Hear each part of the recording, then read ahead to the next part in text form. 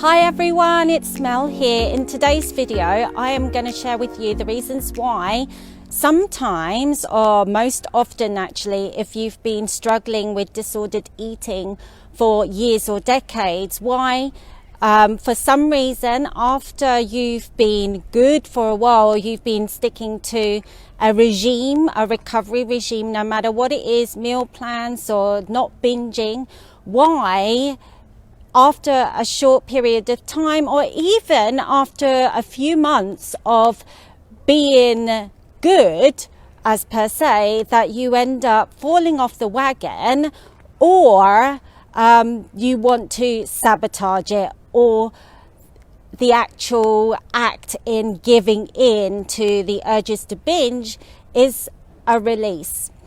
So I'm going to share with you the things that come to mind straight away is, first of all, what is it that you are trying to achieve? So let's say, for example, because I specialize in binge eating, but this could be any change that you want to make in your life. Have you got clear on why you are doing it in the first place, why you want to recover, why you want to stop binge eating, why you want to lose weight, why you want to be healthy? And this is what I call drilling down to your why. Why are you doing it? And if you're saying, oh, I just want to lose weight, I want to lose weight for my wedding, or I want to lose weight by Christmas, and then that's it. When those moments, when I would call the honeymoon period phases off, like when you do things at the beginning, you have that honeymoon period where everything is all fun, you're enjoying doing your meal plans, you're really enjoying the new thing that you're doing in your life. But after a while, the honeymoon period wears off and you're kind of, again, this is boring. So unless you've got your why crystal clear, and it has to be more than, I just want to lose weight, I just want to fit into my jeans, I need to get into my wedding dress, or if you've got like a reason like that and you think that is your why, ask yourself again, because when those moments of the urges to binge or to sabotage it, if you're saying because I just want to get in my dress, or I just want to get, to look good at the party, your urge voices are going to say, fuck the dress, excuse my language, fuck the party, I'm just going to eat this cake and I'm going to binge because tomorrow is another day. Because those kind of whys are not strong enough. You have to treat whatever destructive behaviours that you have like, almost like, the war. Even though it's not war, it's like, I don't believe in that, because the way that I work with my clients is, and I do believe that the urges to binge is really the second mind, your inner wisdom that is trying to communicate with you. It is not a war, but in those moments when you get those urges, you are going to feel like it's war. And if you haven't got those whys crystal clear, it's like going to war with a banana in your hand. And I've said that many times, because nothing will withstand those urges to stop you from binging if you haven't got it crystal clear what your why is. And if you want to know how to get crystal clear and how to get it really strong, things like, because you want to do it for your daughter. You don't want your daughter or your son to pick up your habits. They've already started picking up your habits. Things like that is going to be more stronger. It's going to be a lot stronger, because this is forever. The fitting in your dress is only a temporary thing. It's not, unless you make that really strong. And I explain how to get your why really strong on a YouTube video, which I will link to this video after I post this live video. So, and I do the step-by-step how to get clear on your why. And I literally help you have a roadmap on how you can recover successfully and for good, because it's not just about stopping those urges now, it's about long term. What happens when you get to that goal? What happens if you've been binge free for a few months? It doesn't stop there. You have to keep going towards that why. So another reasons why people end up falling off, and they they end up sabotaging themselves. After a few months they think, oh fuck it, I'm just gonna like binge out because I have been good. It's because of the mindset. Ask yourself, are you really excited to recover? Are you excited with the new things that you're doing in your life?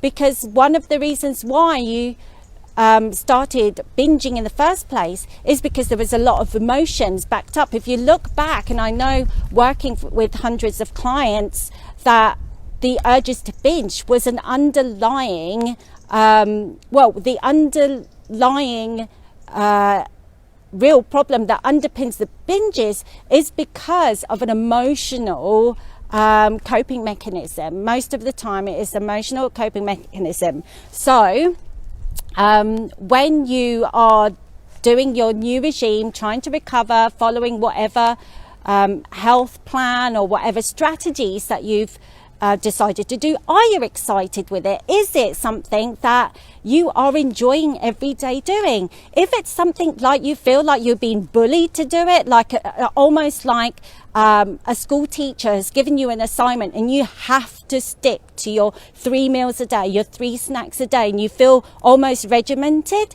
no wonder after a few weeks or months you want to rebel. Who wants to be bullied into something? You have to really want to change. You have to really get excited about how you recover, or how the change that you want to implement in your life. And how you get excited with that is getting clear. And the first thing that I said again, your why. Get that clear. Get your excitement back, because the reasons why you started off binging before is because of those exact reasons. The emotional drive that pushed you into binging in the first place. So if you are trying to make a change, you are trying to stop binging, those emotions have to supersede the urges to binge. Otherwise it's game over. After a few weeks or months, it's going to feel like a frigging assignment. You're like, I don't want to do this anymore. This is too bloody hard. I'm not going to stick to anything. Why am I doing it? Especially when you get those moments, and if you are trying to lose weight and you get on the scales, it's like, oh my God, I've only lost a pound. If not, even worse, I haven't lost a pound. Even worse, you put on a pound. Oh my word, if you haven't got your why, if you're not excited about the things that you're trying to change in your life, those moments when you step on the scale, and I really don't advise anyone who's trying to recover to step on any scales. And in fact, burn it, throw it, bin it, give it to your neighbour, whatever. But if you did have one of those triggering moments and you haven't got your why clear enough and you're not enjoying your recovery journey, that's it, game over. Get ready for the big binge. Hiya Deborah, thank you for watching. So another thing, how long have you been doing your new regime to recover, or whatever it is that you're trying to change in your life to help you recover? How long has it been? Because one of the rules of the mind is that you have to do something again and again and again and again in order to create a habit of change. And if you're only doing it sporadically, let's say you did it for 1 week, and then the next week, I'll just skip a day or two, and then the other week I'll just do it 1 time. It's not enough for you to make those changes. It's not going to change in your mind instantly if you're not serious about consistently doing it every single day. And it's not just doing it, like I said, regimental style, like being an assignment from a school teacher. It has to be something that you enjoy all the time. And one of the easiest ways to actually enjoy what you're doing is to actually see it as you becoming something else, or not something else, someone else. This is becoming the new you. What is it that kind of, maybe one of the good place to be is imagine what that type of person that you are aspiring to be. Who is it? What does she do every day? What does he do every day? What does she feel like every day?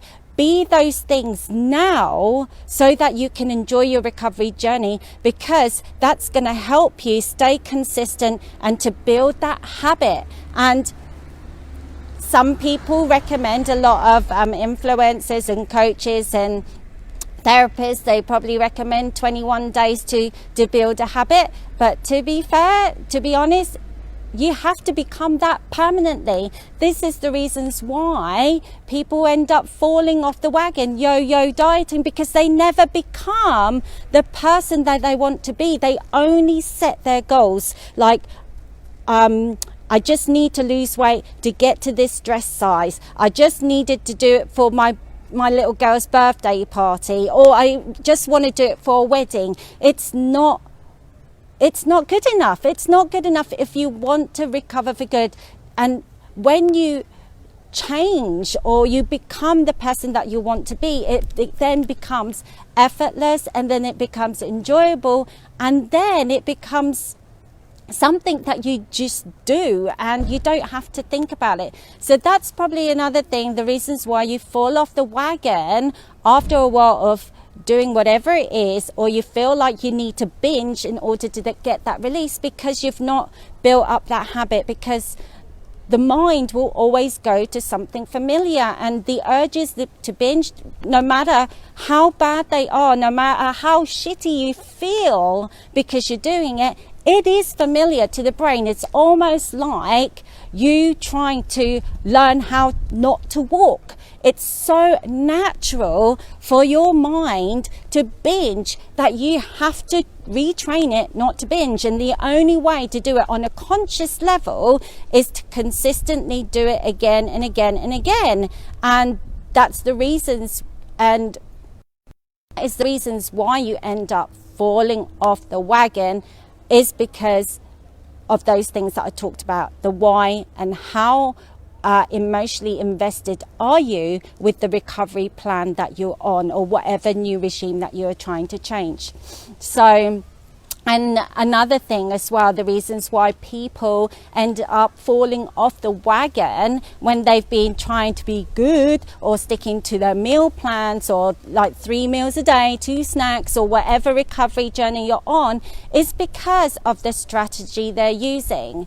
Question yourself, the strategies that you're using, the ones that you've been told to do, does it align with your values? Do you enjoy calorie counting? Do you like to stick to 3 meals and 2 snacks a day? Do you want to restrict everything? Do you want to call things bad and good? Do you want to be on a diet forever? Do you want to feel frightened of junk food forever? So these are the things that are going to challenge you when it comes to that, after that honeymoon effect, like I explained before. Whenever you start anything new, and the motivation will start you off at the beginning, and it will be fun for a while because it's new. Even your meal plans or anything like that, meditation or breathing exercises, is new because everything new is fun at the beginning. But when that wears off and you haven't got your why sorted, and you're not passionate about your recovery, you haven't found something that excites you, and you're not becoming the person that you want to be, when you've picked the strategy that is not sustainable, it literally is going to war with a banana in your hand. You need to question, is your strategy sustainable? Is this something that you want to do for life? So there you go. I'm like really passionate about these things because I feel so sorry for people who have been trying to recover years and decades. Clients and the people that I work with have been suffering for decades. Literally, most of my clients have suffered for decades. Because of the strategies. The strategies is not what our human bodies are built for. I'm sure whoever created us, whether you believe in God or whatever, didn't create us to bloody follow food rules. I mean, 99% of the creatures on this planet don't have a problem with eating apart from us. You have to question, do we need to stick to meal plans? Do we need to do that? Yeah, maybe, perhaps, but how long is that going to be sustainable for? Because we are not created to be encapsulated by all these rules.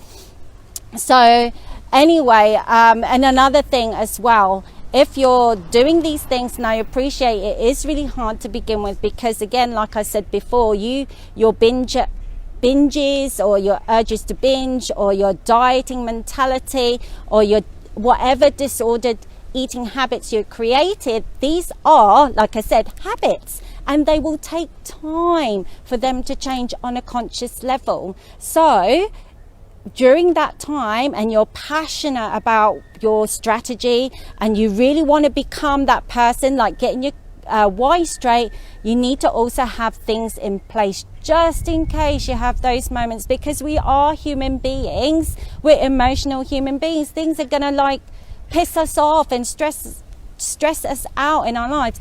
Have you got a technique or a tool to help you stabilize your emotions? Apart from food, obviously, because that's the one thing that you want to, right? So have you got something to help you? So prepare yourself whenever you go out. Have you prepared yourself just in case you get hungry? I'm always, even now, I've been over 10 years recovered, over 10 years with no relapses, and I always carry food with me. Not now, because I'm just at my house is just around the corner from here, but whenever I go away from my house, I do not go out without food already in my handbag, because I don't like feeling starved, because if you're feeling starved, that will heighten the chances of you binging big time, whether or not you have a problem with food or not. If you haven't packed anything, you will go to the nearest convenient place to get food, and what is convenient? Mostly crap that is not going to fulfill you, and which usually, if you have a problem with eating, is going to trigger those binge eating urges, and then you're back to square one. So that's the reasons why people fall off the wagon, is because they haven't got their why clear, crystal clear. That's so important. I've got a YouTube video on that, and I'll put a link down below in the comments after I finish this video. 2, they're not passionate about the strategy they're using to recover. 3, they're not becoming that person, they're only looking at the short-term fix.